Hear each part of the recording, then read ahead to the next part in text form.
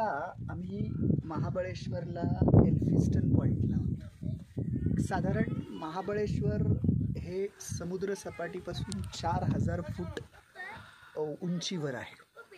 जेव्हा आपण अफजल खान प्रकरणाचा विचार करतो आणि त्याला राजांनी प्रतापगडाच्या तिथे आणलं आहे, तर खरं प्रतापगडावर जाऊन आपल्याला प्रतापगड दिसतो, पण त्याच्याही पेक्षा माझं म्हणणं आहे की आपण जर एल्फिस्टन पॉईंटला आलो आणि पश्चिमेकडे साधारण पाहिलं तर तुम्हाला प्रतापगड दिसेल। म्हणजे आता इथे समोर इथे समोर जर पाहिलं तर हा बरोबर प्रतापगड आहे। तर तो प्रतापगड असा आहे की आपण 4000 फूट उंचीवर असताना रडतोंडीच्या घाटातनं एक साधारण 2000 फूट खाली उतरतो। समोर 1200 फुटाचा प्रतापगड असतो आणि इथून या पॉईंटवरून आपल्याला राजांनी अफजल खानाला कसं कोंडलंय बघा।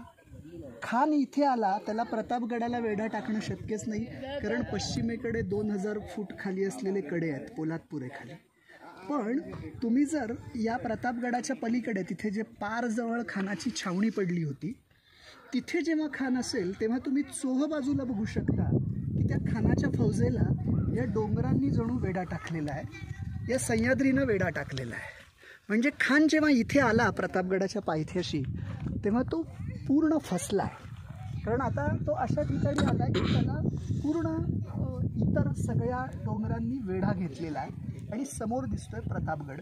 बरोबर याच ठिकाणाहून आम्हाला लक्षात येतं की खानाला राजांनी कसं कोंडलं।